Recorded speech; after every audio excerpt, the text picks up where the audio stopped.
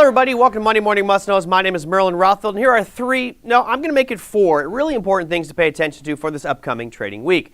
Now I'm going to start things off at a very high level. We're going to start off with central banks.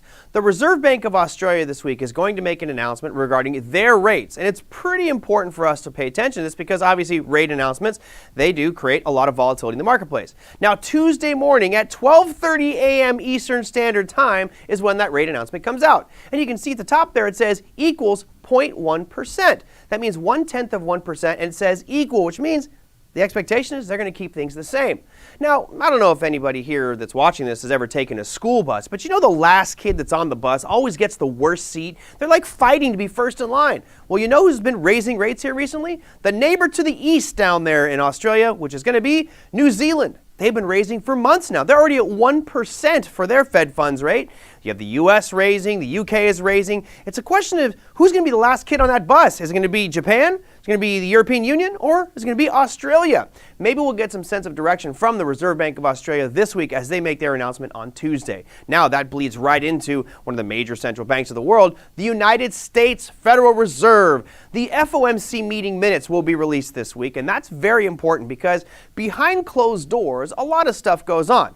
Now, if you follow Bill Addis, who's got a great course at Online Trading Academy called Bond Aid, all about bonds, you'll understand that this Fed has been extremely transparent about its rate policy and interest and all that type of stuff. Now, there are some things that may go on behind those closed-door sessions that gets, released a little bit later on. That's called the FOMC meeting minutes, and that gives us an idea as to which voting members think we should be raising, lowering, staying the same, or what their stance is going forward. That announcement will happen on Wednesday at 2 p.m. Eastern Standard Time for those FOMC meeting minutes. Now, the final piece here is an ongoing saga. It's a soap opera, if you will, that has to deal with a flag that has three colors, red, the white, and the blue. Nope, not talking about America. I'm talking about Mother Russia. There is more tension happening, and Vladimir Putin last week made a very interesting announcement, especially if you follow commodities and currency markets. He basically said, you want our oil? Then you're going to pay us in rubles. Most of you probably going, so? Big deal. Well, for the longest time, they've been allowed to use dollars, or everybody has to buy that oil with dollars. So what happens, or euros, I guess the European Union can be using euros, but for the most part, it's dollars and euros used to buy Russian oil, natural gas, and other commodities. So from that perspective, Russia has kind of been captive to other governments and other fiat currencies. So when we put all these sanctions on Russia and said we're freezing all these bank accounts, they couldn't access the money that we were supposed to be paying them for these commodities. So Putin said, forget it. You're paying us in rubles as of April 1st, and if you don't, we're cutting you off.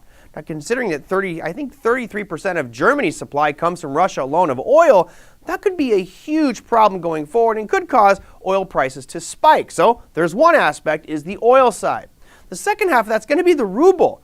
If Putin is now saying, hey, anybody buying commodities from us has to pay us in rubles because you guys can't control that one, we have to go through a Russian bank to get those rubles, then all of a sudden, what does that do to the demand for the ruble? Now, what's interesting, I feel almost like this is a buy the rumor, sell the news type of event. Why? Because look at this price chart of the ruble. Over the past couple of weeks, it has soared off those massive lows. You can see that huge decline in the price of the ruble. That was when we were putting all these sanctions on.